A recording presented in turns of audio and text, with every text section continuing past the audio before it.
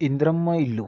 ఇంద్రమ్మ ఇళ్లకు కొత్త నిబంధన జారీ చేసిన తెలంగాణ ప్రభుత్వం. తెలంగాణ ప్రభుత్వం ఇందిరమ్మ ఇళ్ల నిర్మాణానికి మనీ ఇచ్చేందుకు రెడీ అయ్యింది.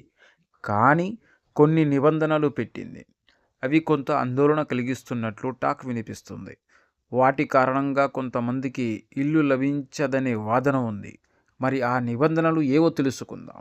తెలంగాణ ప్రభుత్వం ఇప్పుడు రెడీగా అమలు చేస్తున్న పథకాలుగా రైతు భరోసా, ఇందిరమ్మ ఇల్లు ఉన్నాయి. రైతు భరోసాకి సంబంధించి ఆల్రెడీ మనీ లబ్ధిదారుల అకౌంట్లో రిలీజ్ అవుతుంది. మరోవైపు ఇందిరమ్మ ఇళ్ల సంగతి కూడా తేల్చేయాలని ప్రభుత్వం రెడీ అయ్యింది.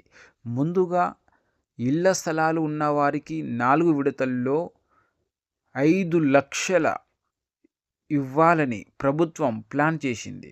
ఇందులో భాగంగా ఈ పథకానికి నిబంధనలు జారీ అయ్యాయి. ప్రభుత్వం ముందుగా రాష్ట్ర వ్యాప్తంగా ప్రతి మండలానికి ఒక గ్రామాన్ని ఎంపిక చేసి ఆ గ్రామంలో లబ్ధిదారులను గుర్తించింది. ఇప్పుడు ఆ లబ్ధిదారుల ఇళ్ల స్థలాలను అధికారులు పరిశీలించే పని మొదలవుతుంది. స్థలాల దగ్గరకు వెళ్ళి ఇల్లు ఎలా నిర్మించుకోవాలో అధికారులు కొన్ని సూచనలు చేస్తారు. ఆ ప్రకారం నిర్మించుకోవాలి. అలాగే ఇసుక, సిమెంట్, ఇటుకలు ఇలా ప్రతిదీ ఎలా తెప్పించుకోవాలో అన్నీ చెబుతారు. ఇందిరమ్మ ఇళ్లకు కొత్త నిబంధనలు. ఇందిరమ్మ ఇళ్ల యాప్లో నమోదైన స్థలంలో మాత్రమే ఇల్లు కట్టుకోవాలి. కొంచెం స్థలం మారినా ఇక ఈ పథకం వారికి వర్తించదు.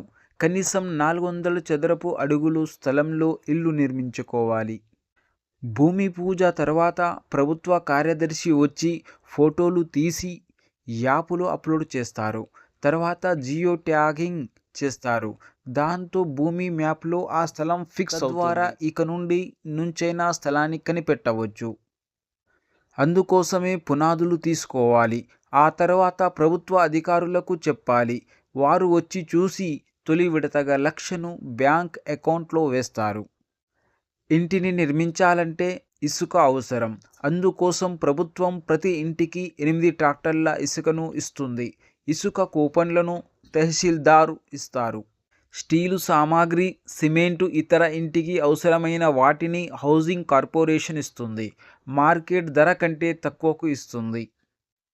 ఇంటి పునాదులు సగం వరకు, గోడలు, కిటికీలు, తలుపులు పూర్తయ్యాక అధికారులు వచ్చి చూస్తారు. ఆ తర్వాతే రెండో దశ డబ్బులు అకౌంట్లో వేస్తారు. ఇలా ఎప్పటికప్పుడు పక్కా ప్లాన్ ప్రకారం మనీ ఇచ్చేలా ప్రభుత్వం ఏర్పాటు చేసింది. తద్వారా ఎక్కడ ఈ పథకం పక్కదారి పట్టకుండా చూస్తుంది. పైగా యాప్లో ప్రతిదీ నమోదు చేస్తారు కాబట్టి ఎక్కడైనా అక్రమాలు జరిగితే ఏ దశలో జరిగాయో ఇట్టే తెలిసిపోతుంది. ఆ తర్వాత బాధ్యులపై కఠిన చర్యలు ఉంటాయి.